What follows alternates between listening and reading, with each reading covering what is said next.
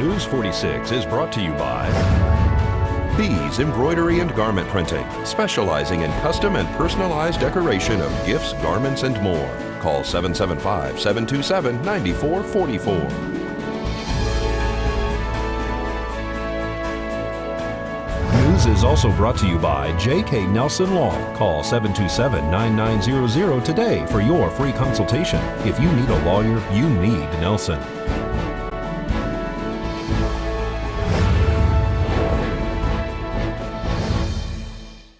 Tonight on News 46, a detention center employee takes his life at work.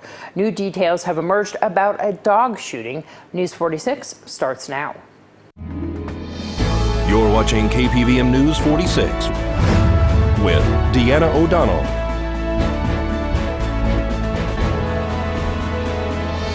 News 46, local coverage you can count on. Staff at CoreCivic Southern Nevada Detention Center are mourning the loss of one of their own. It's June 14th, 2017. I'm Deanna O'Donnell for News 46. An unnamed officer at the facility took his life in the armory during his shift last night. Last night, an employee at the Nevada Southern Detention Center sadly took his life at the facility.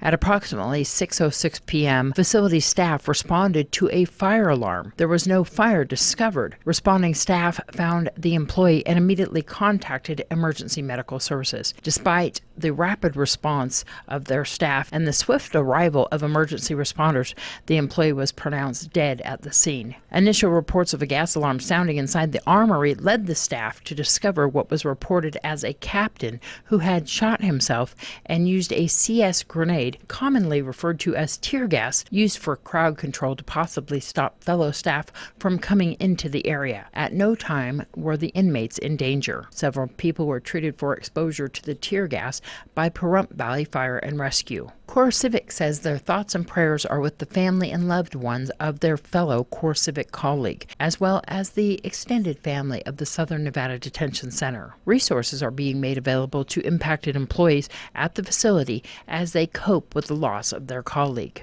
CoreCivic and the Nevada Southern Detention Center are cooperating fully with the Nye County Sheriff's Office as it investigates this incident. This is Deanna O'Donnell for News 46. And all of us here at KPVM TV and Ace Country Radio extend our condolences to the family. The Sheriff's Office has been conducting an investigation into what happened to the remains of a dog that was shot by a Nye County Sheriff's Office deputy. Animal Control Officer Levi Gregory is on administrative leave by the Nye County Sheriff Sharon Worley as she looks into the reason why a deceased animal that was in the custody of the officer was cremated in a mass cremation and the remains then given back to the dog owner. News 46 was on scene on April 10th when the officer-involved shooting occurred, leaving Pitbull Blue dead and his owner looking for answers. The Nye County Sheriff's Office is investigating this incident as it pertains to the cremated remains of Blue. The officer, Deputy John Toll, has had 24 hours of remediation training for aggressive dogs. It appears at this time that Gregory, who works under the leadership of the Nye County Sheriff's Office, contacted Dr. Suzanne Cervantian with All Creatures Animal Hospital to evaluate Blue after the shooting on April 10th. Cervantian, who also operates the board-run, independently managed shelter, had to euthanize the dog Blue due to the severity of his wounds. The dog was then put in a freezer at the shelter for mass cremation. Days later, Gregory brought back some ashes in a canister as a kind gesture to the dog's owner, Gary Miller. The ashes may have included Blue's remains, but also may have included the remains of other animals. According to Desert Haven Animal Society's board member Dina Williamson Erdag, the animal control officer did not tag the dog to be cremated individually.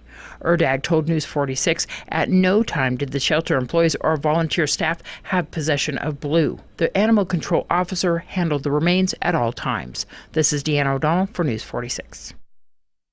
And at least 12 people are dead and 78 people hospitalized, 18 of whom are in critical condition after a massive fire tore through a 24-story apartment building in West London yesterday. Police say they expect the death toll to rise. All 24 floors of Grenfell Tower in North Kensington were quickly engulfed, trapping residents in their homes and reportedly forcing some to jump to escape the flames. A total of 65 people were rescued from the tower. Officials say 125 families lived in the building.